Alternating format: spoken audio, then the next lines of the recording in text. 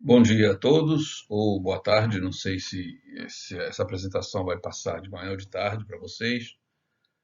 Meu nome é Ivano De Filipes, eu sou do Instituto Nacional de Controle de Qualidade em Saúde da Fiocruz, do Rio de Janeiro. Eu quero agradecer primeiramente a coordenação do curso de Biomedicina da Uniam e por participar dessa jornada, dessa semana de biomedicina, né, da Uniam. Bom, me foi pedido para fazer uma apresentação sobre resistência bacteriana, né, resistência a drogas.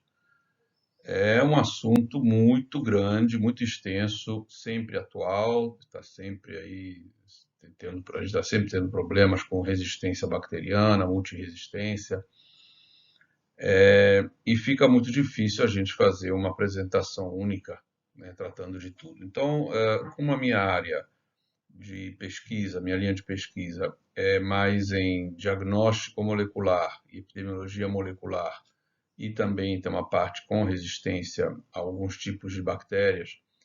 Eu resolvi então apresentar para vocês uma pequena amostra, né, do que se pode ser feito com métodos moleculares para detectar e caracterizar marcadores de resistência em bactérias. Eu procurei saber com a coordenação sobre o nível da turma de vocês, quer dizer, dos alunos que vão assistir, né, a essa apresentação, e eles me disseram que tem alunos desde o primeiro ano até o último ano. Então, eu acredito que seja uma turma bastante heterogênea e, portanto, deve ter alunos com mais experiência, ou pelo menos maior conhecimento, e outros que estão iniciando, que naturalmente precisam ainda passar pelas matérias, né, relacionadas aí à microbiologia, biologia molecular e tudo isso. De qualquer modo, tem algumas questões, algumas definições que são prévias, né, à faculdade, coisas que a gente aprende até no segundo grau, mas eu sei que muita gente já esqueceu. Então, vou fazer primeiro uma primeira vamos dizer assim, uma pequena revisão de algumas definições de termos que eu vou utilizar aqui durante a apresentação, que vocês precisam estar familiarizados, e algumas coisas em relação à genética. Tá? Vamos lá. Bom, primeira coisa, primeiros termos, né? Importante definir o que é um isolado. Tá? A gente muitas vezes vê aí em artigos e pessoas falando, enfim, dando relatos de alguns casos, né, de infecções, doenças infecciosas, e falam em isolados, né? Isolado, na verdade, o termo certo de isolado é para você definir uma bactéria, no caso a gente está falando de bactéria, tá? Uma bactéria que foi isolada de um paciente, de um material clínico ou do ambiente, o que for, mas que você ainda não tem a espécie, você ainda não identificou, ainda não classificou. Então você ainda chama como isolado. É uma bactéria, está pura, está crescendo em determinado meio, tem algumas características morfológicas, mas você ainda não sabe o que é. Você precisa ainda classificar, identificar. E depois de identificado, né, ela passa a se chamar cepa. Né? O que é uma cepa? Bom, nós todos somos cepa, cada um de nós é uma cepa. Todos nós fazemos parte da mesma espécie, Homo sapiens, né? Tem algumas diferenças entre a gente, aliás, muitas diferenças entre a gente. Não é só a raça, mas pessoas da mesma raça, elas têm toda a parte genética, todo o DNA delas é diferente. Então, cada um tem uma característica genética diferente do outro. Então, por isso nós somos cepas, cepas isoladas. Cada um de nós é uma cepa. Mesma coisa com as bactérias. Você pode isolar bactérias da mesma espécie, né? E só que elas podem ter características genéticas diferentes entre elas. Então, são cepas diferentes. Claro que a bactéria não dá para comparar com o ser humano, que é um ser muito mais complexo, né? Então, você com muita facilidade, você tem as cepas iguais, né? A mesma cepa que circula, por exemplo, numa epidemia, tal, e depois ela pode mutar, né? Tem algumas mutações e passa a ser uma cepa diferente. Gene, vamos falar muito de gene. O que que é um gene, né? Um gene é uma parte do DNA, tá? E é uma sequência de nucleotídeos que codificam a síntese de proteína. O gene, ele é responsável para dar o código genético para que seja realizada a leitura desse gene e depois a síntese de uma proteína a partir daquele gene. Essa proteína vai ter características próprias para ter sua atuação, qualquer que seja. Nucleotídeos você sabe o que são, né? Adenina, citosina, timina, guanina, ACTG. Alelo. O que que é um alelo? É a variante de um mesmo gene. Você pode ter, por exemplo, o gene da girase, tá? Que é uma enzima que trabalha na replicação da bactéria, no DNA. Esse gene da girase, o gene da girase, você vai ter uma cepa que tem um gene da girase e outra cepa que tem outro gene da girase. Esses dois genes podem ser iguaizinhos, quer dizer, a mesma sequência de nucleotídeos, né? São o mesmo alelo. Mas se eu mudar apenas um nucleotídeo, basta um nucleotídeo num desses genes, de uma cepa e de outra, mesmo que seja o mesmo gene, são alelos diferentes. Tá bom? Códon. O que é o códon? Vocês viram isso isso aprendi no segundo grau. Provavelmente muitos de vocês esqueceram. Né? É a sequência de 3 nucleotídeos que vai codificar a síntese de determinado aminoácido. Né? Então, a leitura do gene é feita de 3 em 3 nucleotídeos, e esses 3 nucleotídeos são o código para a síntese de um aminoácido que vai depois compor a proteína. A proteína é uma sequência de aminoácidos. Bom, proteína está aqui. Proteína é uma sequência de aminoácidos com uma função específica. Por exemplo, uma enzima é uma proteína com atividade enzimática. Ela é uma proteína também. Tá? E vai atuar em cima de algum substrato para modificá-lo e para fazer alguma outra função, para ter uma outra função. ORF é a fase aberta de leitura. Quando você tem uma sequência de DNA que você sequenciou, mas você não sabe, você vê que é uma parte de um gene ou uma sequência intergênica, o que for, você vai verificar com programas específicos que é uma sequência de nucleotídeos que tem um potencial para codificar uma proteína. Então, provavelmente, aquela sequência, aquela ORF, tá? Aberta, ela não é um gene completo, ela pode ser um gene realmente, ou parte de um gene, né? Parte de um gene para a codificação de uma proteína, para a síntese de uma proteína. E frame são as fases de leitura, né? Quando você, por exemplo, pega uma ORF, no primeiro nucleotídeo que você sequenciou, você pode contar a partir do primeiro nucleotídeo, né, de 3 em 3, e você tem um programinha que te diz aqueles 3 nucleotídeos são esse aminoácido, aqueles outros 3 são esse aminoácido, e assim por diante. Mas como você não sabe aonde começa aquele gene, porque é um pedaço do gene, pode ser que ele comece no segundo nucleotídeo ou no terceiro nucleotídeo. E naturalmente que começar a ler a partir do primeiro, cada 3 em 3, a partir do segundo ou a partir do terceiro, vai te dar sequências diferentes, que são as fases da leitura, as frames, a gente fala frames. Aqui está dizendo 6 sequências, porque você tem a fita de cima do DNA, são 2 fitas, tá? Vamos ver isso um pouquinho mais na frente. E a fita de baixo. Então são 3 para a fita de cima e 3 para a fita de baixo. ssDNA vem do inglês, né? E dsDNA, Single Strand DNA e Double Strand DNA, que é o DNA de fita dupla, né? Aliás, fita simples, SS, e fita dupla, o DS. Você tem isso em vírus, né? Você tem vírus DNA, alguns vírus DNA com fita simples, você tem muitos vírus RNA com fita simples, e tem alguns com fita dupla também. As bactérias e os seres acima de bactéria, protozoário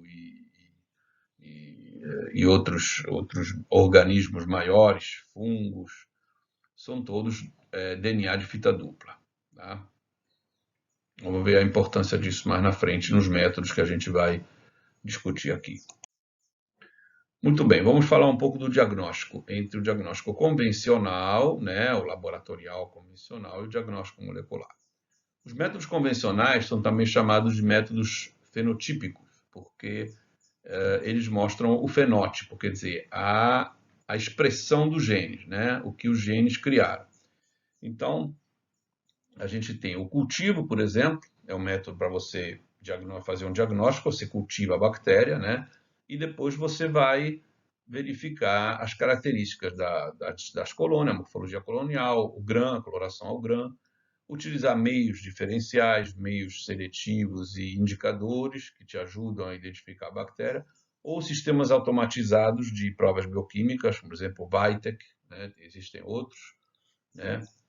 MALDI-TOF também é um sistema hoje bastante utilizado, mais moderno, que através de análise das proteínas totais das bactérias, ele consegue comparando com um banco de dados, ele consegue te dar uma identificação muito boa. Métodos imunológicos, como por exemplo sorologia, né? Virulência e perfil de resistência são todos métodos fenotípicos, né? Onde você pode, com os quais você pode identificar uma bactéria. Só que tem um problema, esses métodos precisam que a cepa esteja isolada. Você precisa da cepa viva, isolada e pura numa placa, enfim, no meio de cultivo, para poder fazer qualquer um desses métodos, né? Já os métodos moleculares, a maioria são baseados na reação em cadeia da polimerase, ou PCR em inglês, né? Pode ser simples, apenas um gene, multiplex, mais de um gene, né, ao mesmo tempo. Do gene 16S do RNA ribossomal e genes funcionais. Pode ser também baseado no sequenciamento do RNA, também 16S, girar e outros. E você pode utilizar para detectar clones, variantes, enfim. E o importante desses métodos moleculares e a diferença entre o diagnóstico convencional que são os métodos convencionais, é que você pode utilizar esses métodos diretamente do material clínico, né? Deixa eu ver se... Pois é. Então você tem duas formas. Você pode ter a colônia isolada, né, a bactéria isolada, né,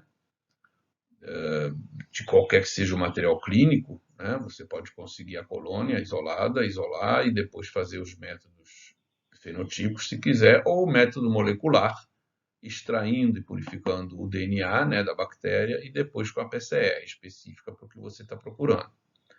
Ou você não consegue, né, isolar a colônia e aí você parte direto do material clínico. Por exemplo, algumas bactérias não crescem com facilidade em meios comuns. Vamos ver um pouquinho mais na frente. Ou então, por exemplo, um paciente que está com uma sepsemia, uma sepse, e é colhida a hemocultura, né, o sangue é colocado em cultura, mas os sintomas iniciais do paciente, que eram graves, levaram o clínico, o médico clínico, a já entrar com antibiótico para tentar melhorar o prognóstico do paciente, né? Ele não vai ficar esperando um exame laboratorial.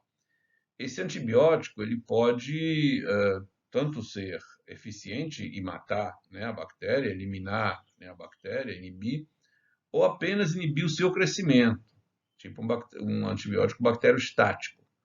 Enquanto o antibiótico está ali, a bactéria não cresce. Quando você tira o antibiótico, ela volta a crescer. Então, o que acontece? Esse material, esse sangue, se você coletar esse sangue e colocar no meio de cultivo, você não vai conseguir isolar a bactéria. Mas a bactéria está lá, o DNA dela está no sangue. Então, você com o método molecular, você consegue detectar esse agente etiológico. Esses são, quando eu falei em micro-organismos difíceis de crescer, são chamados micro-organismos fastidiosos. Por exemplo, as neissérias, os hemófilos, alguns estreptococos. Isso são bactérias, inclusive, que são muito comuns em sepsemia e meningite, né? Então, todos de material clínico estéreo. Então, são bactérias invasivas, que invadem sítios estéreos do corpo humano.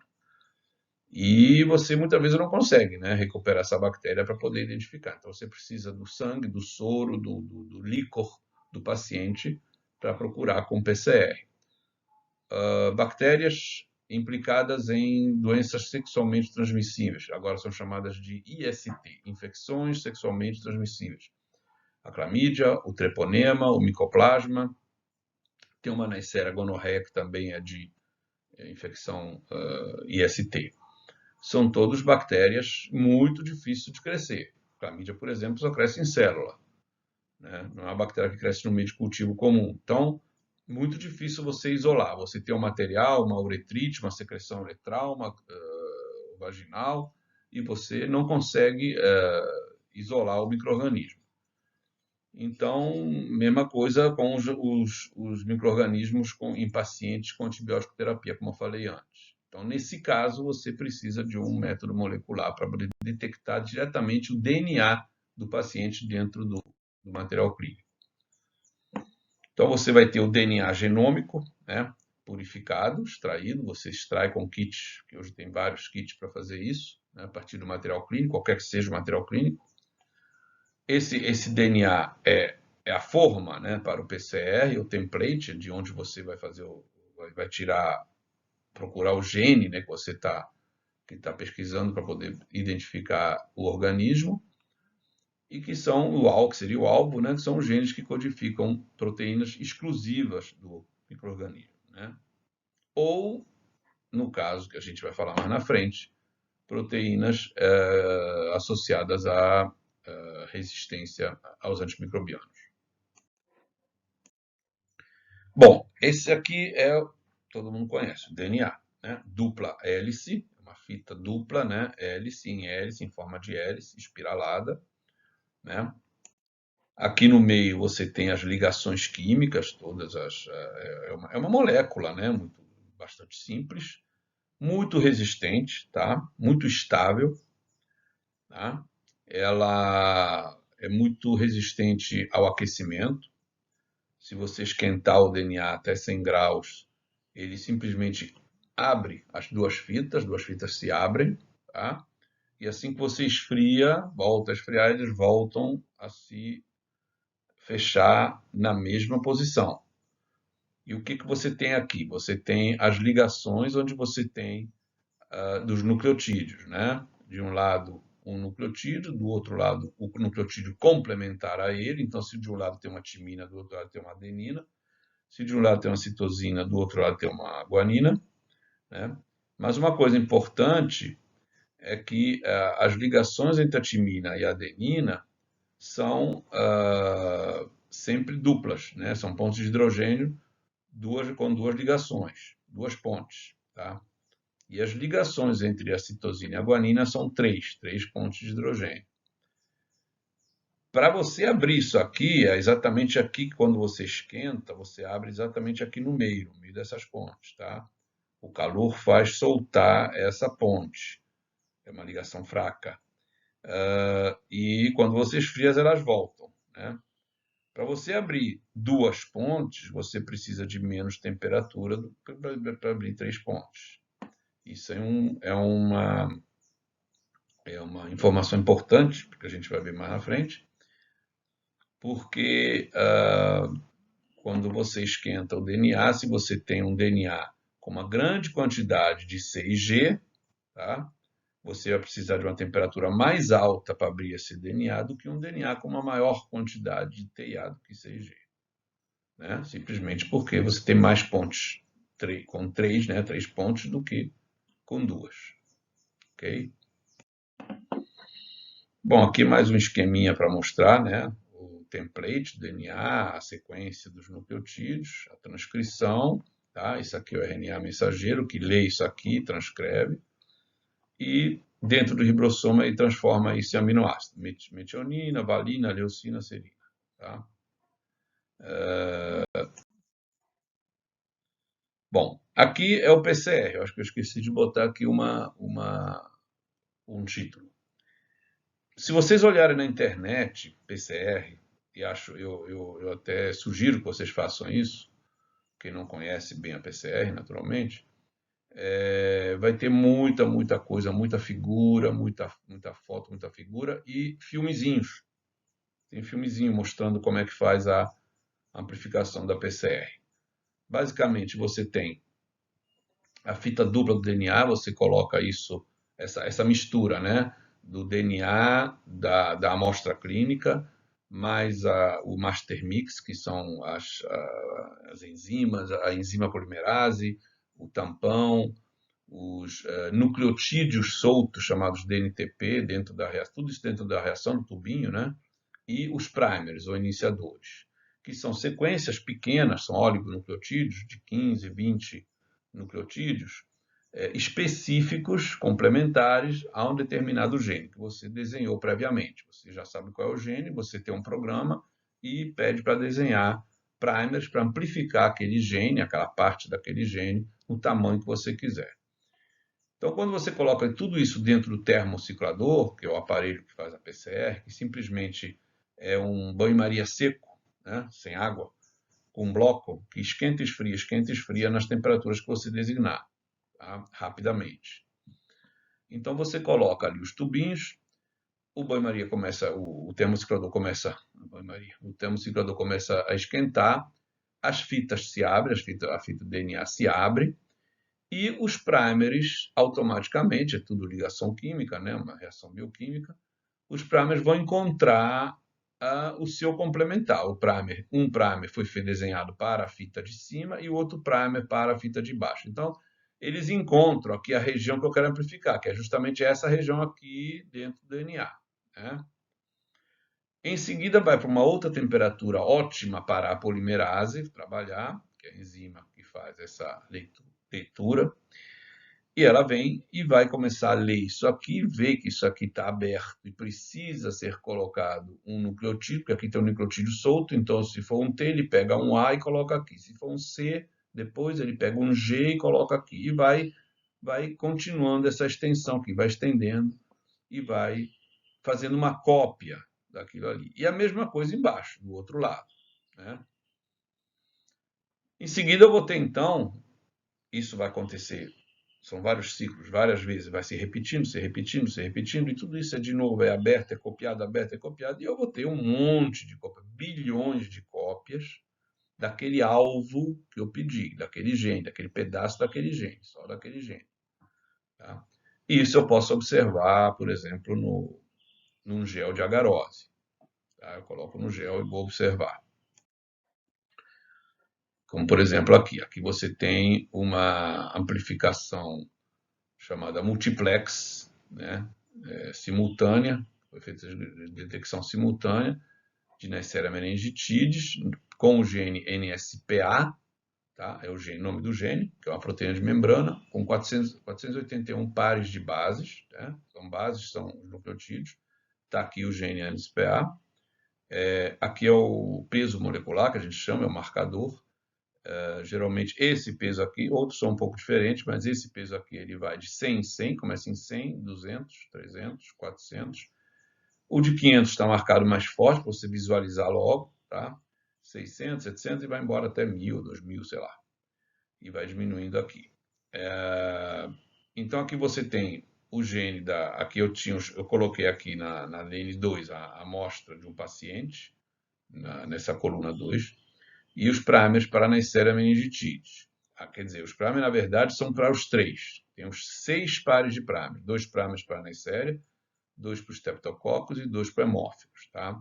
Isso aqui é o controle negativo, que não tem bactéria nenhuma, não tem material clínico nenhum, só toda a reação. Colocando aqui o primer, como aqui tem o primer para a Neisseria, e aqui nessa lane, nessa amostra aqui, eu coloquei uma amostra clínica de um paciente com meningite por Neisseria, né? Então ele amplifica o gene NSPA e me mostra aqui 481, mais ou menos entre o 400 e o 500, quase 500. Em seguida, uma amostra de um paciente que tem pneumococo, né? Está contaminado com pneumococo. Não, na verdade não. Na verdade está errado essa ordem. Aqui é hemófilo influenza, o segundo, tá? Hemófilo influenza, com 273. O gene é o P6, tá? O tamanho do fragmento é 273, a gente vê aqui, ó, 100, 200, quase 300, está aqui. E o terceiro, sim, é o pneumococo, com 1000 dp, com o gene PLI, tá? Aqui o gene com 1000, mais ou menos aqui em cima, se você contar aqui, conseguir contar, você vai ver que é mais ou menos 1000. Então, aqui você está identificando os três ao mesmo tempo. É claro que são 3 pacientes diferentes. Um paciente não vai ter os 3 organismos, vai estar contaminado com os 3 micro-organismos. E aqui só tem água, né, e o material da reação, não tem material clínico. Então, isso aqui não é uma amplificação. Você vê que está abaixo de 100. Isso aqui é resto de primer, né? O primer também é um DNA, são oligonucleotídeos. Então, ele também acende quando você coloca no gel com o marcador, o fluoróforo que acende o DNA. Onde tem DNA, ele acende e mostra dentro do aparelho que vai vir com raio ultravioleta. Aqui já é uma outra coisa, PCR convencional mostrando várias regiões. Isso aqui regiões. Isso aqui não é para diagnóstico, isso aqui é o fingerprint que é chamado, é para tipificar, né? Para a gente comparar uma amostra com a outra, né? Dizer quem é mais parecido com quem. Tem programas que depois te ajudam a ver isso. Bom, eu falei até agora de PCR convencional, mas hoje em dia se usa muito mais, está se usando muito mais, né, o PCR em tempo real, ou real-time PCR, ou qPCR, que é o quantitativo PCR, porque é um PCR que é capaz de quantificar quanto que tem de DNA inicial daquilo que ele está amplificando. Não só dizer se tem ou não tem. Não confunda com RT-PCR. Até um tempo atrás, muita gente ainda usava, até publicava o trabalho de real-time com RT-PCR, mas hoje já não se faz mais isso. O RT-PCR é o PCR da transcriptase reversa, que é o que é utilizado, por exemplo, para amplificar vírus de RNA, como, por exemplo, coronavírus. Como a gente utiliza para fazer o diagnóstico de coronavírus o PCR em tempo real, qPCR, com a transcriptase reversa, que tem que transformar o RNA viral em DNA para fazer a PCR, para isso que tem a transcriptase reversa, a gente chama esse PCR de RT-qPCR. Então, é o transcriptase reversa com o PCR quantitativo ou em tempo real. Tá? Muito bem. Você pode utilizar esse PCR para vários objetivos, tá? Detecção, quantificação, expressão gênica, genotipagem. Ele mede a amplificação do DNA em tempo real, ele vai num computador, você não faz gel, então não é subjetivo, não tem que olhar para o gel e dizer, eu estou vendo uma banda, mas eu não estou vendo. Não. É no computador e ele te dá um valor. E em tempo real, conforme ele vai amplificando, ele vai te mostrando. Então é bem rápido. Tá? No PCR tradicional, você tem os resultados após a reação, né? Você faz o gel. No PCR em tempo real, você pode determinar a concentração inicial do DNA que foi colocado ali, porque vai te dizer quanto que tem de DNA, inclusive. Pode ser útil algumas vezes, nem sempre, às vezes você só quer saber se tem ou não tem, de uma forma mais rápida, mais precisa e menos subjetiva. Qual é o racional do PCR em tempo real? Existem dois sistemas principais, o que é chamado sistema Tachmann. O sistema Tachmann, chamado Tachmann, você utiliza primers, né, convencionais, como primer normal, primer para PCR normal, tá? Só que o fragmento que você vai amplificar é um fragmento pequeno, de 80 mais ou menos até 200 pares de base. E além dos primers, existe uma sonda. Essa sonda nada mais é do que um outro, como se fosse um outro primer, um oligonucleotídeo também, que é específico para hibridizar, para se ligar dentro do fragmento que vai ser amplificado pelos primers, né, em algum ponto daquele fragmento. É como se fosse uma confirmação. Para que isso? Essa sonda ela tem uma bioquímica diferente. Esse primer, né? É como se fosse um primer. Numa ponta, ele tem um gene chamado reporter, que é o marcador fluorescente. Por exemplo, aqui tem alguns nomes. eles têm comprimento de onda diferente, é um marcador fluorescente. FAM, VIC, X, Joule, tem vários, tá? E na outra ponta ele tem um quencher, que é o inibidor de fluorescência. Por exemplo, Tamra, BHK, tem poucos, são poucos. Um desse aqui funciona com vários marcadores, e outro funciona melhor com outros, tá? Muito bem. O que acontece? Quando você tem esse marcador de fluorescência, aqui, como diz aqui, a cada ciclo a sonda é hibridizada ao alvo e a ação da polimerase degrada a sonda liberando a fluorescência. Quanto mais fluorescência, mais DNA. Então, deixa eu passar para o próximo, que tem o desenho, o esquema mais fácil. Então, você tem aqui o primer, que vai ligar aqui, né? Liga numa das fitas, um dos primers, né? Aí vem a polimerase, e aqui está o probe, né? A sonda, probe a sonda, com o repórter, que é a ponta fluorescente, né? E o quencher do outro lado, tá? E aí ele hibridiza aqui dentro, ele vai ligar aqui em algum ponto, né? Dentro desse pedaço aqui, o primer vai de um lado e do outro lado. Então, ele vai hibridizar algum ponto aqui. Aqui a polimerase vai fazer o seu trabalho. Está aqui o primer, a polimerase chega, começa a verificar que tem um primer ligado, que está aberto, que precisa ser continuado, e precisa adicionar os nucleotídeos complementares à fita que está aqui aberta. E começa a colocar isso. Só que aqui, um pouco mais na frente, tem a sonda ligada, grudada aqui, na sua parte específica, né, e complementar. Quando a polimerase encontra a sonda, né, ela vai degradar essa sonda, vai quebrar essa sonda. E o que acontece? Enquanto a sonda está inteira, tá, você tem o quencher, que inibe a fluorescência do repórter, né? É como se fosse o olho grande. Enquanto ele está perto de você, quer brilhar, ele não te deixa brilhar. Está perto de você, está de olho grande em você. Não te deixa brilhar. Você está aqui. No momento em que chega a polimerase e quebra isso aqui, quando quebra, o quencher fica solto e o fluoróforo também. Ele solta, ele fica solto, sai. E ficam os dois separados, se separam. Nesse momento, então, a sonda, o fluoróforo, né, ele pode começar a brilhar e começa a emitir fluorescência. Então, emitindo fluorescência, o computador percebe essa fluorescência, detecta e começa a marcar. Opa, aqui tem uma fluorescência. Quanto mais acontece amplificação, porque tem DNA específico, né, o alvo, tem o alvo ali dentro, mais fluorescência vai ser liberada, vai sendo liberada. E aí você sabe que tem uma determinada quantidade daquele DNA. Se por acaso você não tiver essa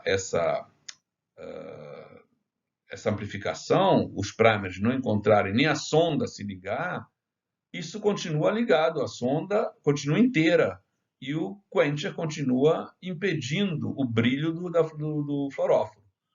E aí você não tem amplificação, você não tem fluorescência, fala, não, aqui não tem, aqui é negativo. Espero que tenham entendido. E aqui você tem no computador um resultado de várias amostras. Aqui cada cor dessa é uma amostra, tá? Aqui embaixo você tem o número de ciclos, que são as repetições que, como eu falei para você, o termociclador. Ele faz aquilo tudo com as temperaturas todas, depois volta, faz de novo, volta, faz de novo, volta, faz de novo, faz 35, 40 vezes isso, tá? Então, conforme os ciclos vão andando, você começa a perceber que começa a aparecer uma fluorescência. Aí começa essa fluorescência a ser percebida pelo computador, a detectada, né? Então, mais ou menos aqui no ciclo 12, né? Aqui é a fluorescência, né? O computador começa a perceber que tem uma fluorescência aqui que está sendo amplificado alguma coisa. E por que essa curva aqui é diferente dessa e dessa? Porque simplesmente essas duas amostras têm uma fluorescência mais baixa, quer dizer, tem menos DNA, do que essa vermelha e essa última aqui em cima, dá para ver uma última meio amarela, que é a que tem mais DNA. Tá? Isso depois sai um gráfico, uma tabela, aliás, com todos os valores. Aí você pode dali, inclusive, fazer cálculos para dizer quantas cópias tem ali né? E, portanto, quanto que tinha daquele DNA-alvo, né? Foram amplificadas. Aqui um exemplo de um artigo que alguém escreveu, por exemplo, fazendo um multiplex de PCR em tempo real para pneumococo, hemófilo influenza e meningococo. Aqui vocês veem que ele colocou aqui os primers, o forward e o reverse, que a gente chama, como eu falei, um para a fita de cima, outro para a fita de baixo, né? E aqui embaixo é a sonda marcada com FAN nessa ponta, que é o fluoróforo, e BHQ1, que é o quencher. Já para a influenza, ele marcou com Joule e com BHQ1 também, e para o meningite com ROX e BHQ1 também. Usou o mesmo quencher, só que 3 fluoróforos diferentes, porque eles vão dar cores diferentes para você saber quem é quem que amplificou, senão você não vai saber quem amplificou, né? Esse é o exemplo. Muito bem. Vamos então agora para o HRM, o High Resolution Melting, que é onde eu quero colocar o porquê dessa apresentação. O PCR em tempo real com o High Resolution Melting é a mesma coisa. Só que em vez de você ter a sonda, você tem os dois primers, em vez de você ter a sonda, você tem apenas um fluoróforo, um só, chamado um agente, um fluoróforo ou corante, mas não é corante, né? É um fluoróforo, que é um agente intercalante de DNA em dupla fita, tá? Double strand DNA. Tá? Então, o que acontece? Vamos ver. Então, você tem aqui o Cyber Green aqui, tá? E o LCG Green, que é o mesmo corante, só que tem uma diferença entre os dois. O Cyber Green ele é chamado de não saturante, porque você não pode utilizar uma quantidade grande, porque ele inibe a reação de PCR. Mas isso é um detalhe. Vamos ficar só com esse daqui, que são outros que agora existem para o HRM, que são saturantes. São corantes, fluoróforos, que vão ligar em todos os pontos do DNA. Tá? Em todos os pontos eles vão se ligar, enquanto estiver em fita dupla. Quando acontece depois da PCR, depois que você fez toda a PCR, né, todos os ciclos, e foram amplificadas todas as cópias que precisavam ser amplificadas com o primer que você utilizou, a máquina começa a fazer o HRM, que simplesmente o que vai fazer? Ela vai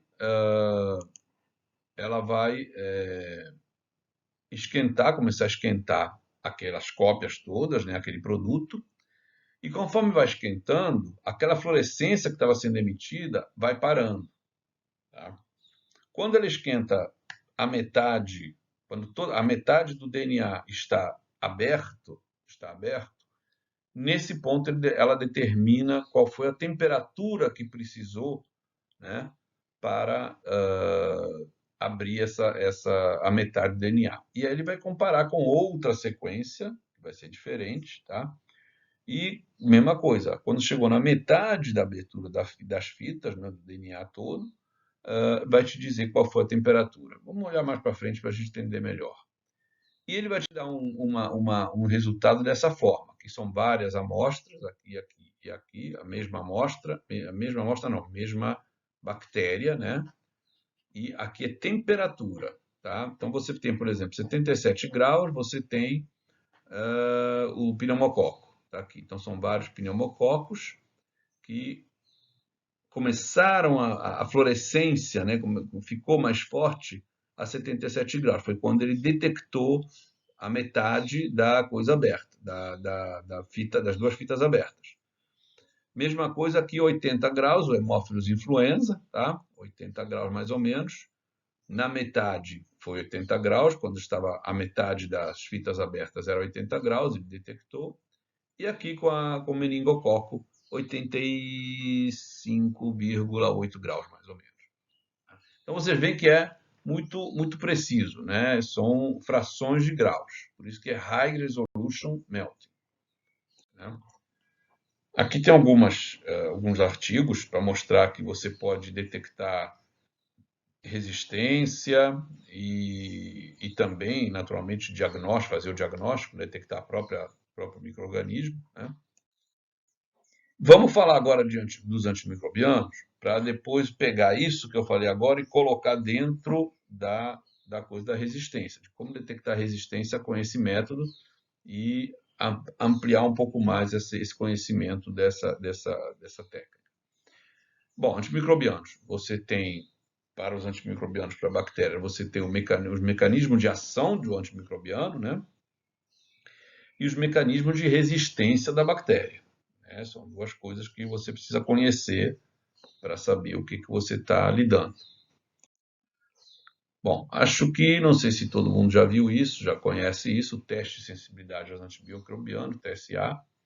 Quando você tem uma infecção urinária, você colhe a urina, leva para o laboratório. O que eles fazem é fazer diluições da sua urina, colocar numa placa e contar se você tem mais de, não me lembro agora, 100 mil, sei lá, unidade formadora de colônia por mililitro. Então, você tem um limite, isso no laboratório clínico. Se você tem mais do que 100 mil, enfim, aí você é considerado infecção. E aí eles vão isolar essa bactéria que está na infecção, que apareceu, né? Uma E. coli, uma enterobactéria qualquer. Vão fazer diluições, tá? E vão utilizar, numa determinada diluição, uma placa de um meio específico, que é o Miller-Hinton para antibiograma. Vão cobrir todo o meio, né, com suave, vai passar no meio, e vão colocar esses disquinhos aqui, né, de antibióticos. Cada disquinho desse é um antibiótico. E coloca na estufa. O que esse disquinho tem? Ele é impregnado com antibiótico. Então ele começa a difundir, a partir dele, começa a difundir no agar do Miller-Hinton, aqui no agar da placa, o antibiótico começa a difundir, né, de forma circular. E a bactéria está toda aqui crescendo, vai crescendo. Só que se ela for sensível a esse antibiótico, ela não vai crescer onde tem o antibiótico, né? Que vai formar esse halo, tá? Tá vendo o halo aqui? Tem halos de diversos tamanhos. E aí você tem um manualzinho com os halos específicos. Na verdade, o que a gente usa é o CAST ou o BRCAST, que é um manual internacional para determinação de resistência aos antibióticos. E ele vai te dizer, por exemplo, sei lá, aqui eu não estou vendo, vamos dizer que isso aqui fosse penicilina, né? O diâmetro do halo de 25 milímetros, esse aqui vamos dizer que tenha 25 milímetros. 25 milímetros é sensível, porque acima de 23 milímetros é considerado sensível. Um halo maior ou igual a 23 milímetros é considerado sensível. Tá? Outro antibiótico já é um diferente, pode ser 20 milímetros, vamos dizer. Mas aí esse aqui, por exemplo, esse aqui tem 18 milímetros, esse antibiótico. Vamos dizer que isso aqui seja eritromicina. Então, isso aqui tem 18 milímetros. E a eritromicina, para ser sensível, tem que ser acima de 20. Né? Então, ela não é sensível, ela é resistente. Né? Esse aqui provavelmente é resistente, esse é resistente, que não tem nem halo. Esse, o halo também é muito pequeno. E esse também. Então, nós temos aqui pelo menos 4 antibióticos, aqui 1, 2, 3, 4, que são resistentes. E outros provavelmente sensíveis, mas teria que medir o halo para saber. E aí você tem um padrão, né? Antibiótico tal, resistente, sensível, resistente, intermediário, também tem intermediário, dependendo do antibiótico. E aí você pode fazer, se você pegar os resistentes, e fazer o chamado concentração inibitória mínima, sim, com E-teste, que é essa fita. É uma fita também, como aquele disquinho de papel, só que muito mais precisa, impregnada, vocês estão vendo aqui tem uma numeração, com concentrações diferentes do antibiótico. Então, quanto mais para cima, mais concentrado o antibiótico. Aí o que você vai ver? Você vai ver qual é a concentração mínima capaz de inibir a bactéria com essa conformação aqui. Você vai ter um halo um pouco diferente, né? E no ponto que termina, que começa o crescimento, né? E começa o halo, né? Termina o crescimento, começa o halo. Você vai ter então, por exemplo, aqui é 0,25 microgramas por mililitro, é a concentração desse antibiótico, que provavelmente é a eritromicina. Não. DOR. Não, antibiótico é isso aqui, DOR. Não sei o que é esse DOR. DOR, DQR, sei lá. Enfim, você vai ver na caixa qual é o símbolo do antibiótico. Bom, aqui nós estamos falando de antibiograma, tudo bem. Só que, e você também tem um método automático, né? Automação também pelo Vitek. Você tem um cartão que vai ver só a resistência, né? As drogas. Só que aqui também, tudo isso aqui que eu mostrei agora precisa da cepa isolada. Como é que eu faço para saber se você tem um paciente com uma hemocultura positiva, mas que não conseguiu crescer, e você não está, você deu um antibiótico e não adiantou, o paciente continua com febre? Como é que eu vou saber qual é o antibiótico que eu posso dar para ele que ele vai ser resistente, né? Que ele vai ser sensível ou resistente? Os beta-lactâmicos, fluoroquinolonas, né? E rifampicina, então o mecanismo de ação do beta-lactâmica, eles agem em cima da síntese proteica da parede celular, tá? Eles interferem na parede celular.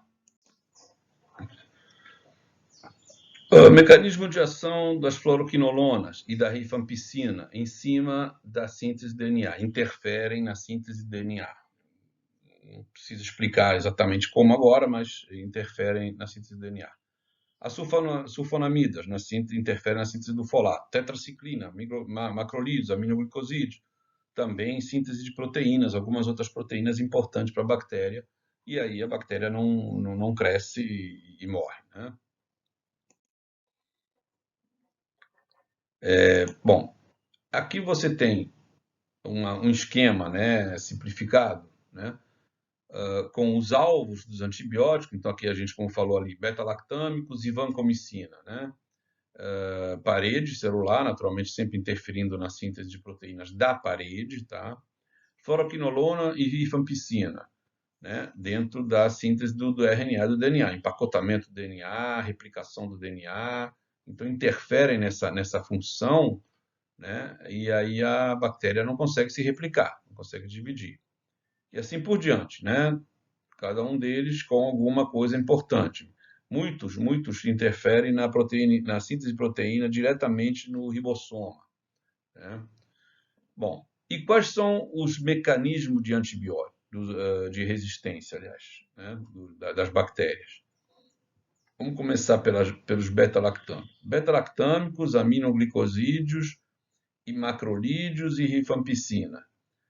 Eles todos têm enzimas, né? São enzimas que a bactéria tem, que vão atuar em cima do antibiótico, destruindo o antibiótico, né? Não deixa o antibiótico trabalhar, inativa o antibiótico, o alvo, né, que é o antibiótico. Esse aqui é um dos mais importantes, mecanismos mais importantes, mais comum, principalmente para os beta-lactâmicos, tá? E esse aqui é o segundo mais importante, que é a modificação do alvo.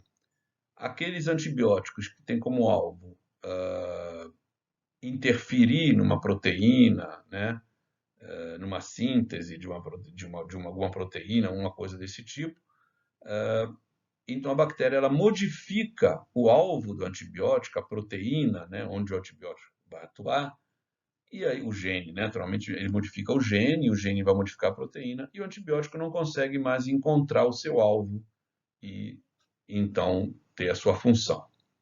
Aqui tem outros dois mecanismos, que aqui seria a permeabilidade celular, ele chama de immunity, é uma outra forma em cima de moléculas intrínsecas da bactéria, e a bomba de efluxo, que é também um mecanismo bastante comum, mas difícil de ser detectado. Esses dois mecanismos são os mais fáceis, mais comuns, tá? E mais fáceis de serem detectados. Esses daqui já é mais difícil.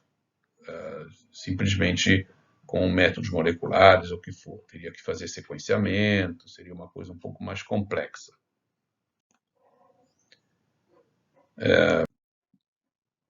Vamos ver, por exemplo, o caso dos beta-lactâmicos. Nós temos aqui um antibiótico beta-lactâmico, ele se chama assim porque ele tem na sua estrutura química um anel beta-lactâmico, esse quadradinho aqui, tá? É a estrutura química dele.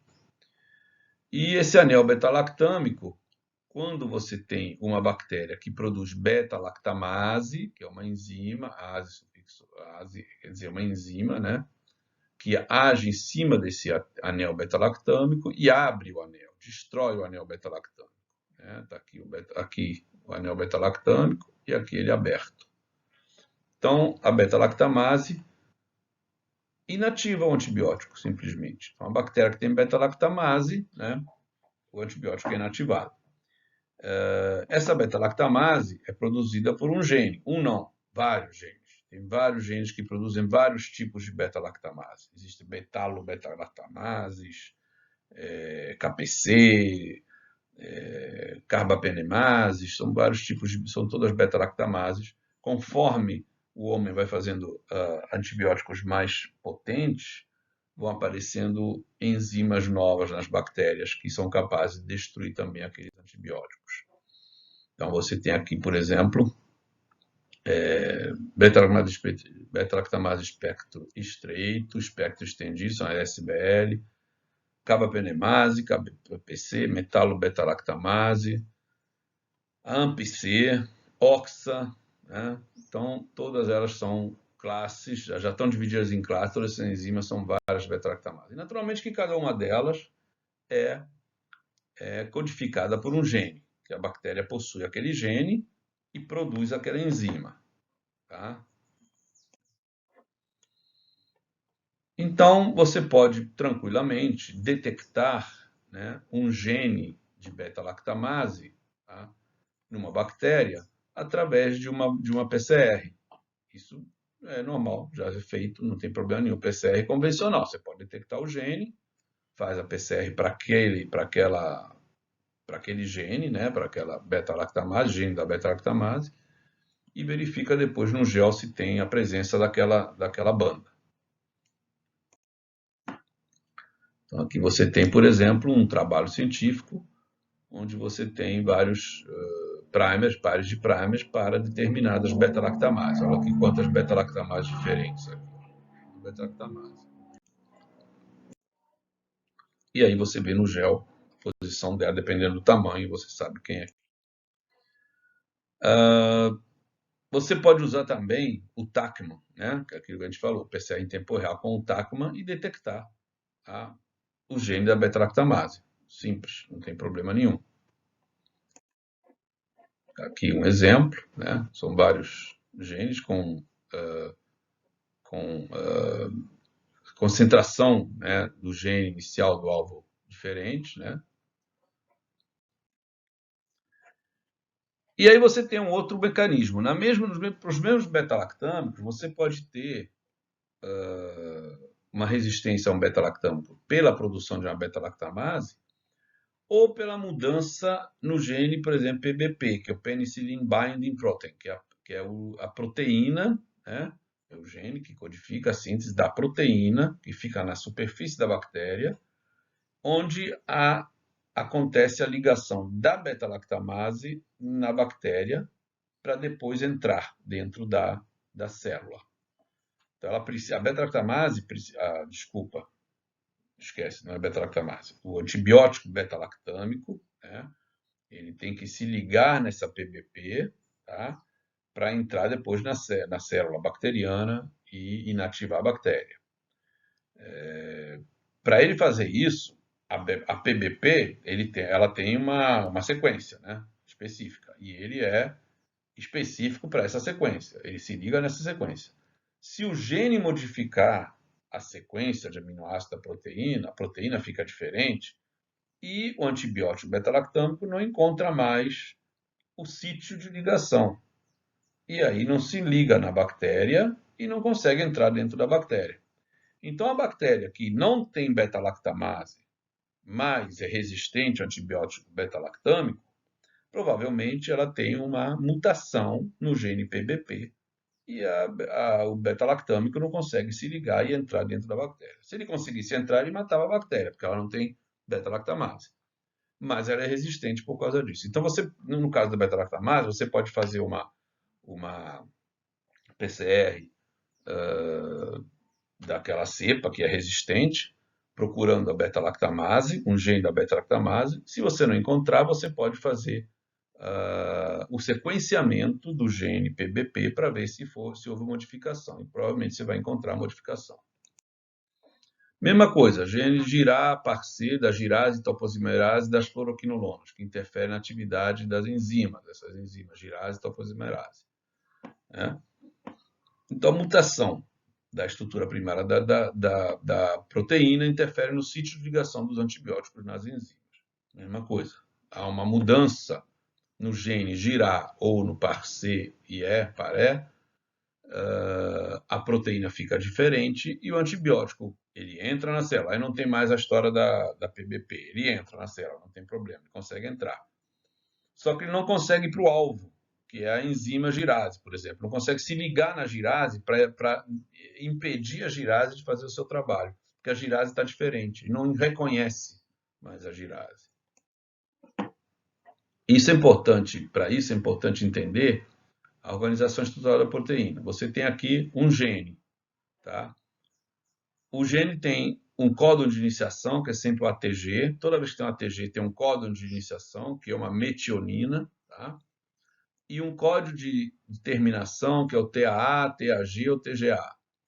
São 3 códons, que é terminação. Esse códon aqui não produz o aminoácido, simplesmente termina. Quando a polimerase começa a ler, né, o RNA mensageiro, ele vem ler isso aqui para poder replicar.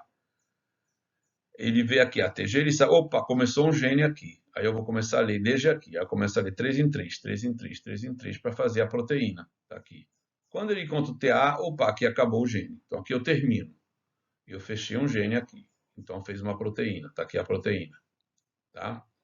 O gene com 207 nucleotídeo, a proteína que é 207 dividido por 3, 68 aminoácidos, porque menos seriam 69, mas menos um do códon de terminação que não produz aminoácido. Então, esse aqui é o gene, essa é a estrutura primária da proteína, que é simplesmente a sequência de aminoácidos. Essa é a estrutura secundária da proteína, que é como ela se coloca em 2D, dentro de uma célula, o que for. E essa é a estrutura terciária, que é em 3D. A estrutura quaternária é quando você tem outras coisas ligadas, não interessa. O importante aqui é a terciária, que é em 3D, que é aquela modelagem, que ela fica, vocês já viram, ela fica rodando assim no computador para poder ver todas as interações, como é que ela vai funcionar dentro do organismo. Então, essa aqui é a estrutura secundária de uma proteína, aqui está a membrana da bactéria, isso aqui, tá? E aqui a proteína entrando e saindo, tá? Em 2D, naturalmente, esquemático, né? Não é tão certinho assim. Então, você tem alças, né, de aminoácidos, né, que entram e saem. E vocês podem ver que tem uma região variável, VR aqui, na proteína porá, é um poro, e uma região variável 2 aqui, A1 e A2. Por que são regiões variáveis? Porque são as mais expostas. São as que interagem com o sistema imune, com o sistema externo, então elas mudam mais. Tá? E aqui você pode fazer o sequenciamento e transformar isso. Né? Você tem aqui isso aqui assim, apenas para mostrar como é o sequenciamento. Sequencia, o aparelho te mostra os picos da fluorescência. O sequenciamento também trabalha com fluorescência. Cada base tem um fluoróforo específico, uma cor, né? C azul, o T vermelho, o G preto e o A verde. E aí depois isso aqui é transformado num arquivo chamado FASTA, que é esse arquivo aqui, onde você tem a sequência dos nucleotídeos. Você trabalha com isso e você pode analisar como quiser. Então vamos ver aqui, por exemplo, eu tenho duas cepas, a cepa 1, a cepa 2, o gene, tá? E eu detectei uma mutação nesse ponto aqui, tá? Vocês veem que a cepa 1 tem um AG aqui e a cepa 2 tem um GA. O que são esses pontinhos? Isso aqui é um alinhamento dentro de um programa que tudo que é igual, ele compara essas duas sequências. Tudo que for igual, comparando a segunda com a primeira, ele bota um pontinho para dizer que é igual. Quando não é igual, ele bota qual é o nucleotídeo que mudou. Então, no caso aqui, GA. Tá? Se a gente traduzir isso para a proteína, a gente vai ter essa mudança aqui. Aquele GA, aquela mudança ali, modificou aqui um aminoácido na proteína.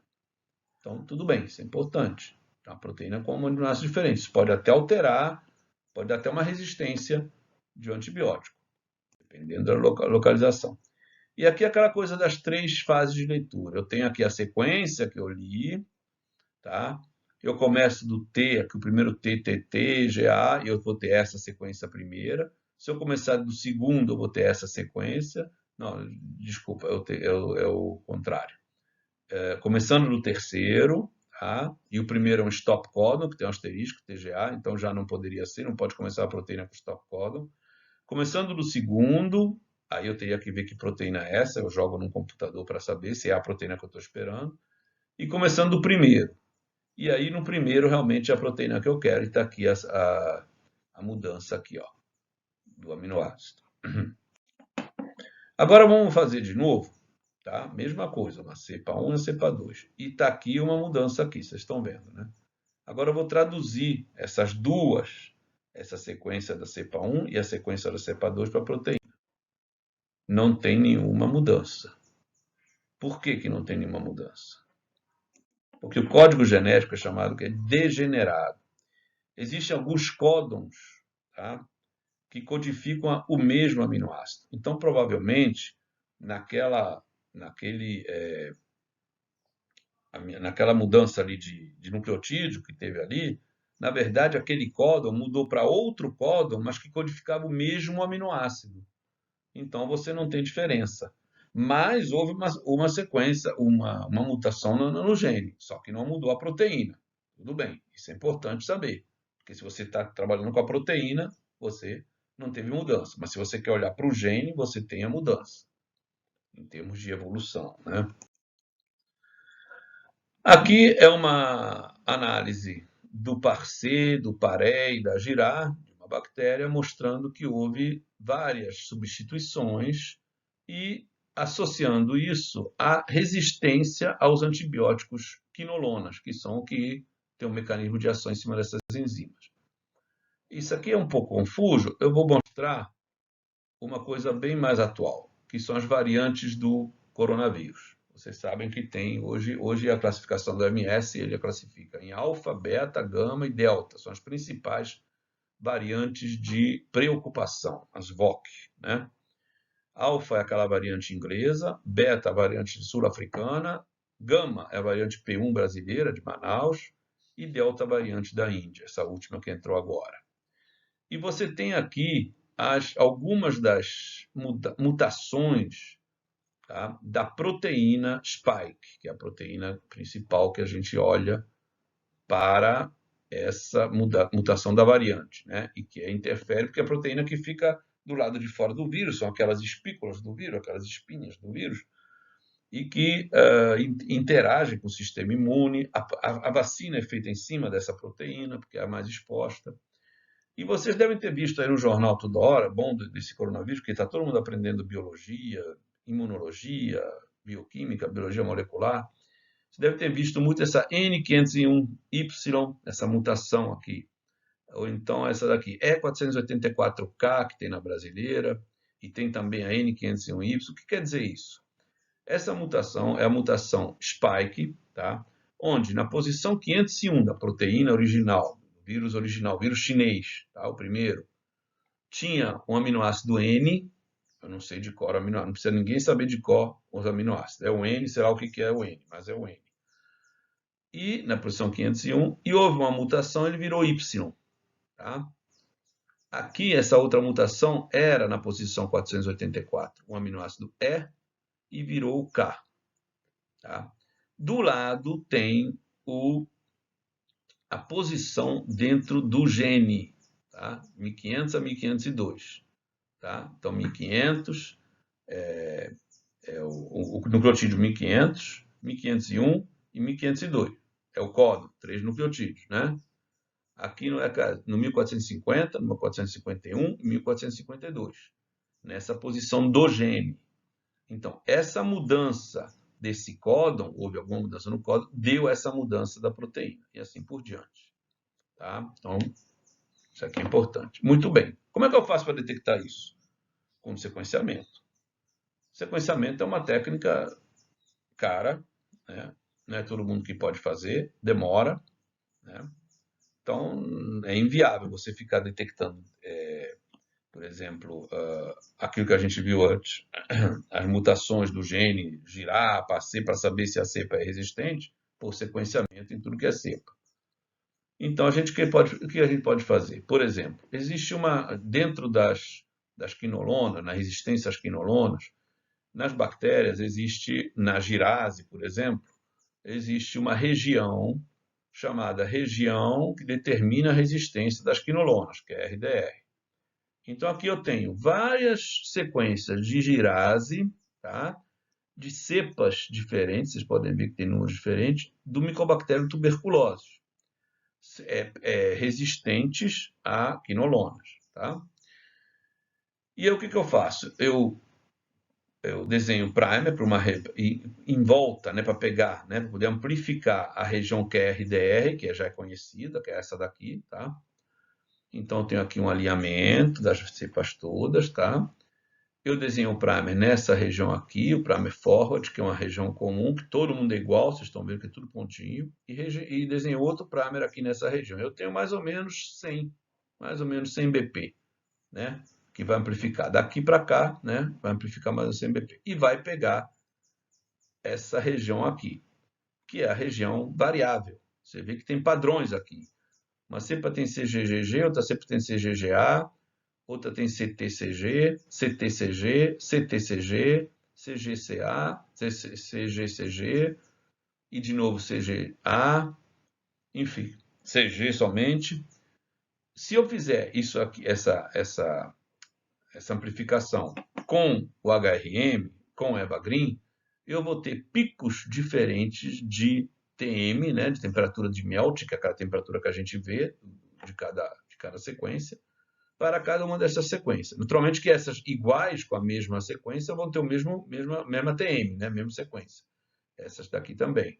Agora, essas daqui vão ter uma TM diferente, mas vão ser iguais entre elas. E aí eu determino se há uma uma mutação naquela região, sem precisar fazer o sequenciamento, fazendo um simples PCR com HRM rapidamente. Aqui um exemplo, né? Aqui essa curva azul é onde tem um T e um A, né? E na mesma região, na curva vermelha, tem um C com G, com 3 bases. E você tem TMs diferentes. Aqui a temperatura de um, a temperatura de outro. Só com essa diferença. Tá? Mesma coisa aqui.